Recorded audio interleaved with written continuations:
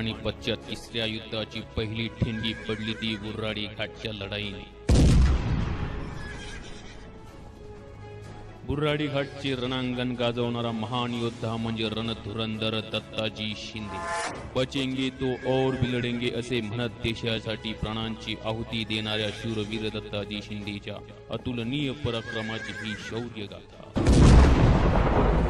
सन 1759 मराठ्यांच्या रक्षणाने बाहेरून सुरक्षित असलेली दिल्ली अंतर्गत कलहाने आतून पोखरली जात होती। त्यावेळी दिल्लीचा वजीर गजीउद्दीन खान हा आपल्या गोसाव्यांच्या सैन्याने दिल्ली सांभाळत होता आणि दिल्लीवर नजर ठेवून होता तो नजीब खान रोहिला खंडचा हा रोहिल खंड आणि दिल्ली ह्यात केवळ गंगेचे विस्तीर्ण पात्र होते। हे पात्र ओलांडून दिल्लीचा वजीर व्हायची नजीबला प्रचंड घाई होती। एकेकाळी घोड्याची लीद गोळा करणारा हा नजीब स्वतःच्या जोरावर आज रोहिल खंडाचा कर्ता झाला होता। त्या जोरावर उद्या दिल्लीचा वजीर होण्याची स्वप्ने रंगवत होता। भारताच्या राजकारणात अगदी दूरपर्यंत नजीबने आपले पाय रोवून ठेवले होते। नजीबच्या दिल्लीच्या स्वप्नांना सर्वात मोठी अडसर होती ती मराठ्यांची। जोपर्यंत दिल्ली मराठ्यांच्या मुठीत होती तोपर्यंत ती बळकावणे नजीबला याच जन्मी तरी शक्य नव्हती। दिल्लीसाठी थेट मराठ्यांशी लढणे हा विचारही नजीब एकट्याने करू शकत नव्हता आणि ह्याच मराठ्यांशी लढण्यासाठी त्यांनी थेट काबूल कंधारला बोलावणे धाडले। काबूल कंधारचा सम्राट शहीनशाही अफगाण अहमद शाह अब्दाली याने हे निमंत्रण स्वीकारले। तो हिंदुस्थानकडे निघाला।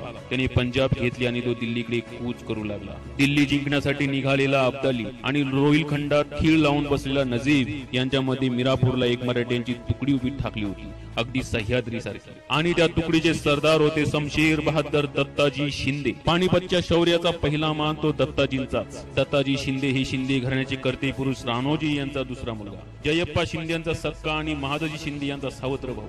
1755 साली शिंदे घराण्याची सरदारकी जयप्पाचा पुत्र जानकोजी याच्या हाती गेली, पण जानकोजी लहान असल्याने दत्ताजी त्याच्या वतीने कारभार पाहत होता। दत्ताजी आणि जानकोजी या काका पुतण्यांची जोडी तर तुकडीच्या लढाईमध्ये निजामाच्या विरोधामध्ये केलेल्या पराक्रमामुळे आलम हिंदुस्थानात गाजली होती। यावेळी नजीबची अब्दाली नामक खेळी दत्ताजींच्या ध्यानी कधीच आली होती। नजीबला वेळीच आवर घालावा लागेल हे दत्ताजींनी महाराष्ट्रात कळविले होते, पण या गोष्टीकडे दुर्लक्षच झाले। त्यामुळे दत्ताजींनी अनेक वेळा पकडलेला नजीब जिवंत सोडला होता।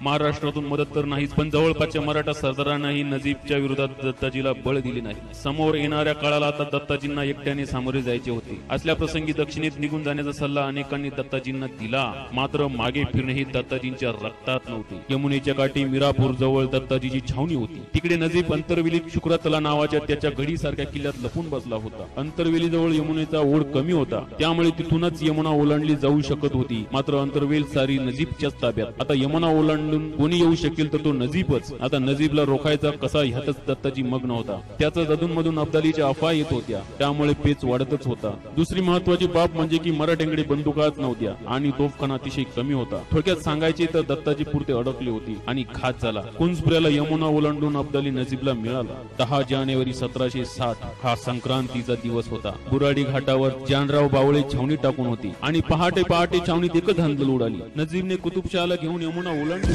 आणि थेट गाठला तो बुराडी घाट। ही खबर दत्ताजीला पोहोचली। दत्ताजी त्याच त्रिकेने निघाले नजीबचा घोड घेण्यासाठी, भारतवर्षाची पांग पिडण्यासाठी। दत्ताजी घाटावर पोहोचले आणि मराठ्यांचा एकच रूप चढला। हर हर महादेवची गर्जना गगनाला भिडली।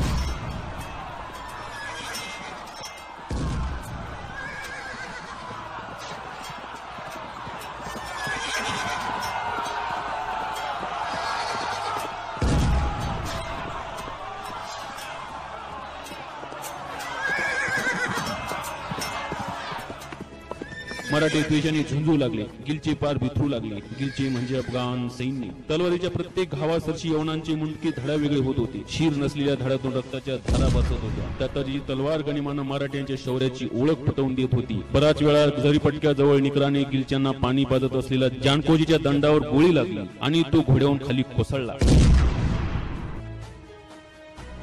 ही बातमी दत्ताजीला पोहोचविण्यात आली। हे ऐकून सोडाने लाल झालेला दत्ताजी दिसेल त्या अफगाणाच्या बरगडीत तलवार खुपसू लागला। हर हर महादेव असा जयघोष करत रणांगणात त्याने मृत्यूचे तांडव माजवले। इतक्यात हाकेच्या अंतरावर लढत असलेला नजीब त्याला दिसला। कानाच्या पाळ्या तप्त झाल्या, छातीवरची बाराबंदी ताट झाली। पाऊस मुरण पाहू लागले। वाटेत दिसेल त्या अफगाणाचे शिर धडा वेगळे करत दत्ताजी नजीबकडे झेपावला। इतक्यात कुठून तरी एक गोळी दत्ताजीच्या छातीमध्ये छेद करून गेली। तसे दत्ताजी घोड्यावरून जमिनीवर कोसळले। हे दृश्य पाहताच नजीबाने कुतुबशाह सैतानासारखे दत्ताजीकडे झेपावले. दत्ताजी तलवार उचलण्यासाठी धडपडत असल्याचे पाहून कुतुबशाहने त्यांची डोकी हातात घेतली. डोळ्यासमोर भाला नाचवत म्हणाला, क्यों पटेल और लढोगे. हे एकताच उरलेली ताकद एकवटत रणशूर दत्ताजीने वाघासारखी डरकाळी फोडली. क्यों नहीं बचेंगे तो और भी लढेंगे.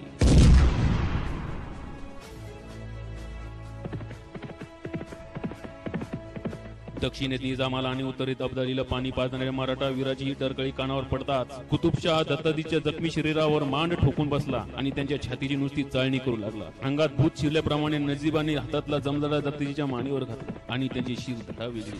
दत्ताजीचा देह हळूहळू रक्ताने माखत थंड पडू लागला. एका गिलच्याच्या हातातला भाला हिसकावून घेत नजीबने त्यावर दत्ताजीची शिर ठेवली आणि बेभान होऊन मैदानात नाचू लागला. दत्ताजीची अवस्था पाहणाऱ्या मराठा सैन्याला अभय द्यायचे सोडून त्यांच्या कत्तलींचा आदेश देऊन तसाच नाचत अब्दालीकडे निघून गेला. दत्ताजी पडले.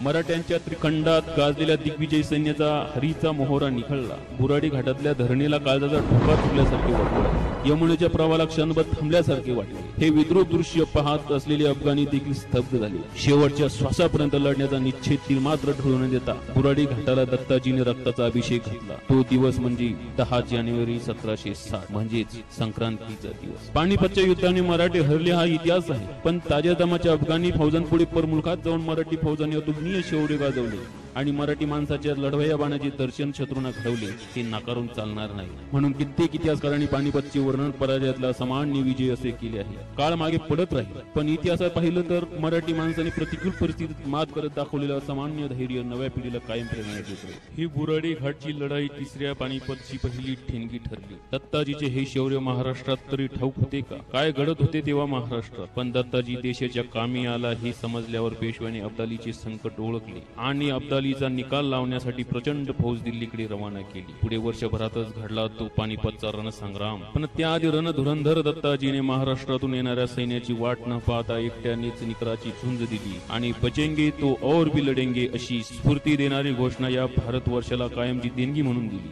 मराठी आणि हिंदी भाषेमध्ये असलेला हा वाक्प्रचार ही आपल्या दत्ताजी शिंदेच्या लढवय्या स्वभावाची आठवण करून देत असतो. अफाट सैन्यापुढे एकाकी झुंजणाऱ्या या रणमर्दास मानाचा मुजरा. जय जिजाऊ, जय शिवराय.